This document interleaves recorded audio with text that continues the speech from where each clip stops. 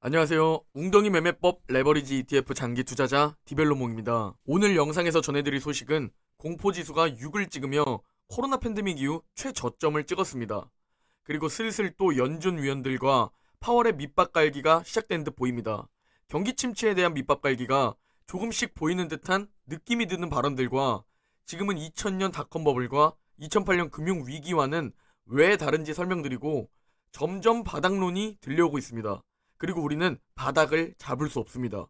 그러니 이 기회에서 모으고 있고 트레이더가 아닌 10년을 바라보고 투자하고 있습니다. 마지막으로 어제 웅덩이 매매법 4차 매수타이밍 신호인 RSI가 30 아래로 내려갈 뻔했으나 내려가지 않고 마무리되었습니다. 금일 미국 증시는 화면을 보시면 아시겠지만 하루 변동성이 어마무시했습니다. 사실 오늘은 큰 이슈는 없습니다. 생산자 물가지수 PPI가 발표되었고 전년 동기 대비 11%나 올랐습니다. PPI 역시 전달 기록보다는 하락했지만 여전히 높은 수준임은 분명합니다.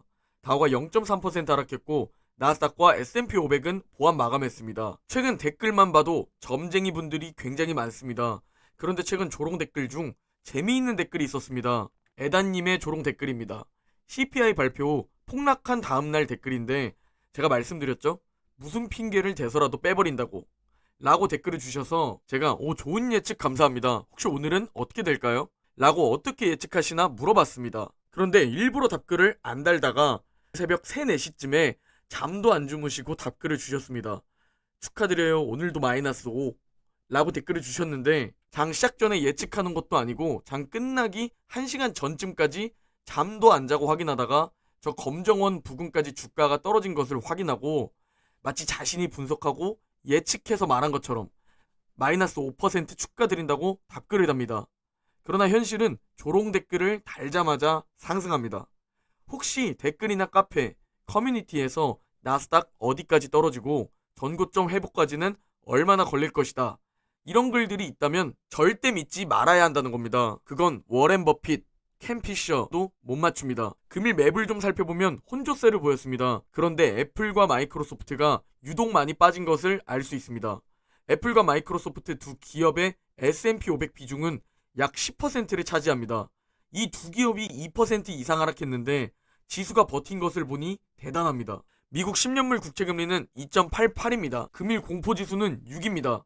괜히 지금 이곳저곳에서 곡소리가 들리는 게 아닌 듯합니다.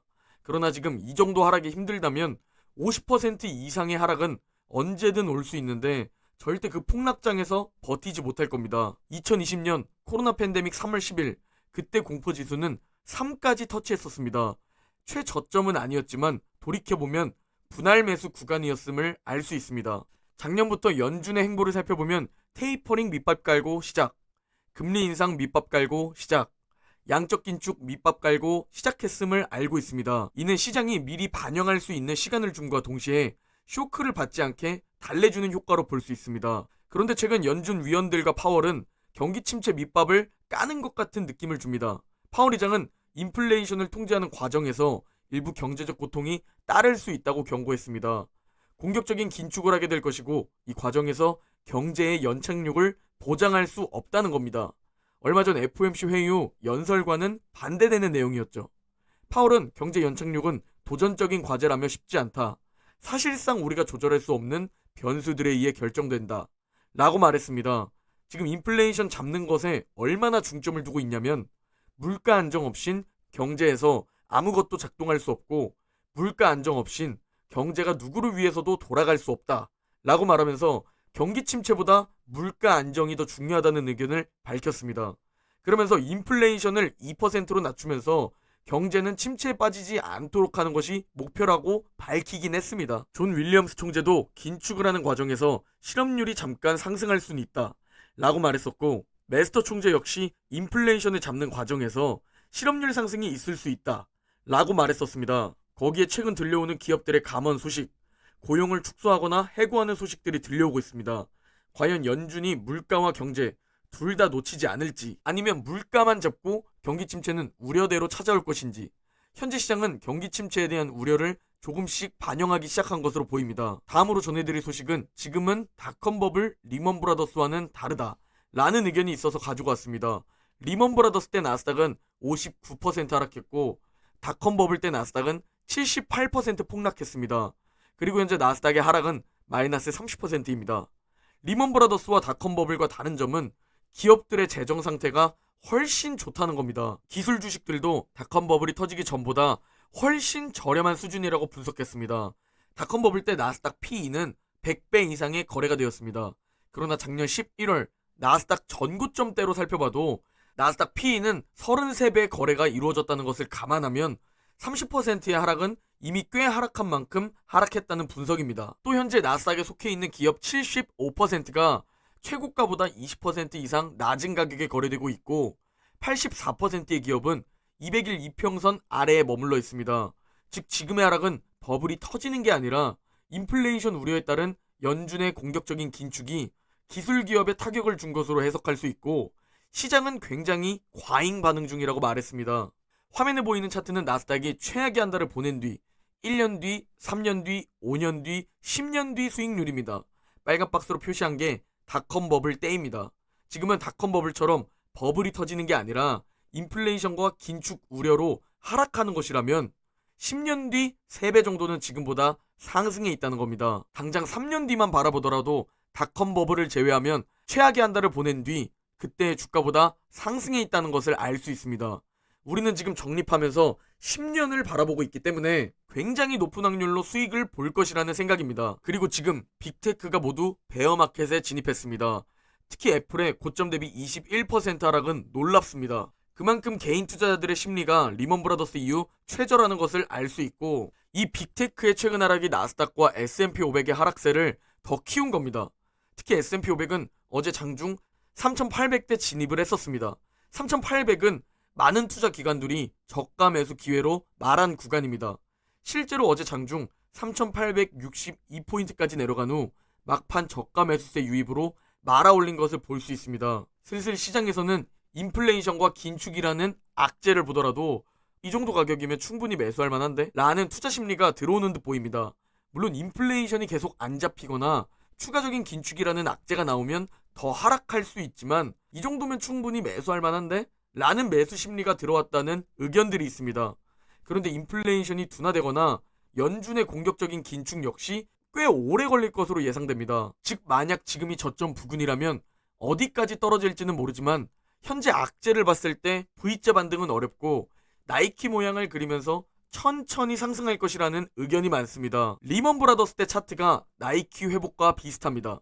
계단식 하락으로 1년 동안 56% 폭락을 보여주었고 그 후 아주 천천히 다시 우상향을 보여주기 시작합니다. 이 나이키 회복은 우리 웅줍 가족들에게 좋은 점이 뭐냐면 그만큼 더 수량을 모을 수 있고 그만큼 더 평단가를 낮출 수 있다는 겁니다. 그리고 5월 11일 CPI 발표 폭락한 날은 S&P 500이 200일선 아래에 있을 때 S&P 500과 변동성 지수로 불리는 빅스 지수가 동시에 1% 이상 하락한 날입니다. 이는 과거에도 몇 번 없는 날이라고 합니다. 화면에 빨간 동그라미가 그 시점들입니다. 대폭락장이 아니라면 바닥 부근임을 알 수 있고 대폭락장이라면 이제 중간 정도 왔음을 알 수 있습니다. 그러나 우리 웅줍 가족분들은 트레이더 마인드가 아니라 투자자입니다. 트레이더는 며칠 뒤, 몇 달 뒤, 차트, 기술적 분석을 통해 투자하는 매매자입니다. 그러나 투자자는 미래를 바라보고 내 소중한 돈을 투자하는 겁니다. 지금보다 가치가 올라가 있겠다 라고 생각하고 말이죠. 우리가 지금 이 하락한 구간에서 줍줍한다면 10년 뒤 우리의 계좌는 플러스일 확률이 높을까요? 아니면 우리의 계좌는 마이너스일 확률이 높을까요? 우리는 최고점에서 사는 게 아니라 이 웅덩이 구간에서 웅덩이 매매법 매수 타이밍마다 계속 분할 매수하며 적립하면서 평단가를 이 웅덩이에 맞추게 됩니다. 물론 평단가가 당연히 바닥일 순 없지만 가장 현실적인 방법입니다. 이 웅덩이에서 평단가를 맞추게 되면 지수는 전고점을 회복하지 않아도 우리의 계좌는 양전하게 됩니다. 우리는 당장 오늘 내일 하는 트레이더가 아닙니다. 좋은 자산에 지금 같은 기회에 열심히 모으는 거고 현금의 가치가 계속 우하향을 보일 때 투자의 가치로서 좋은 자산은 우상향할 수밖에 없습니다. 다 좋다고 생각하고 다 투자하기 때문이죠. 미국 주식의 전세계 주식시장 비중은 어느새 전세계의 절반이나 차지하고 있습니다. 왜 미국 주식시장이 전세계 주식시장의 절반이라는 큰 비중이 되었을까요? 가장 믿음직한 투자 자산이고 미국인들의 퇴직연금이 QQQ와 SPY로 들어가고 있고 주주 친화적인 기업들이 넘쳐나고 전 세계 독보적인 기업들은 계속 미국에서 나오고 있기 때문입니다. 즉 우리는 미국이라는 나라에 투자한 겁니다. 그리고 미국의 독보적인 우량 기업들에 투자한 겁니다. 그래서 욕심을 부리고 2배 레버리지 QLD와 SSO를 선택했습니다.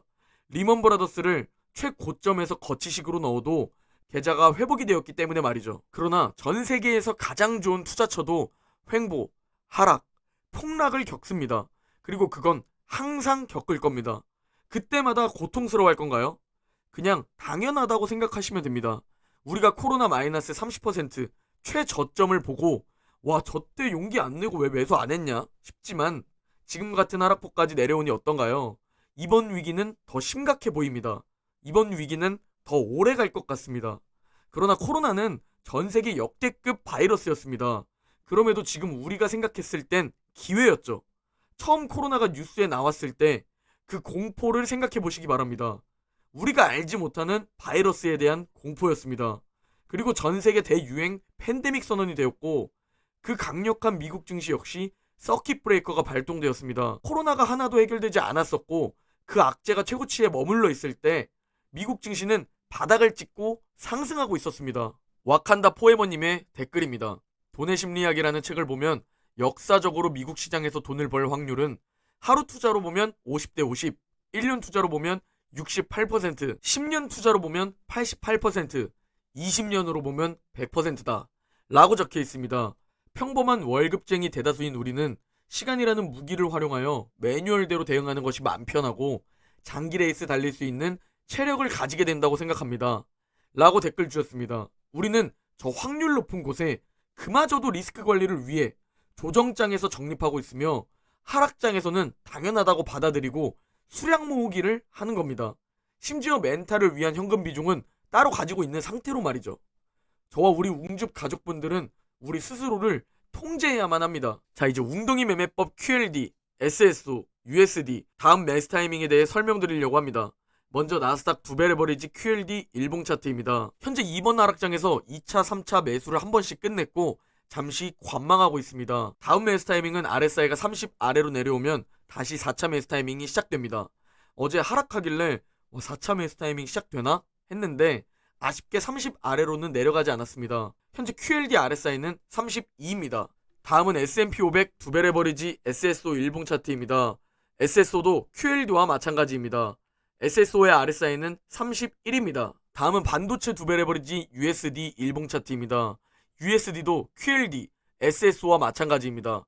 USD의 RSI는 36입니다. 우리가 투자하는 종목은 최고점에서 거치식 몰빵 투자를 해도 살아남았습니다. 우리에게 필요했던 건 인내심과 시간이었습니다. 하지만 실제로 인내심과 시간을 투자하는 투자자는 우리 주변엔 없습니다. 그렇지만 우리는 인내심과 시간을 투자하고 자산을 몇 배 이상 불려야 합니다. 그래서 우리는 멘탈과 심리를 최우선으로 두고 오를 땐 즐기고 웅덩이에서 줍줍하는 오질 웅줍하는 투자자가 되는 겁니다. 지금은 3, 4년마다 찾아오는 하락장이며 장기 투자자에게 이미 매력적인 구간이라 생각합니다. 여기서 웅줍을 하는 투자자와 아닌 투자자들은 10년 뒤 다른 삶을 살 겁니다. 오늘 영상은 여기까지입니다. 모두 오늘 하루만 힘내면 주말입니다. 오늘 하루 화이팅 하시고 내일 영상에서 뵙겠습니다.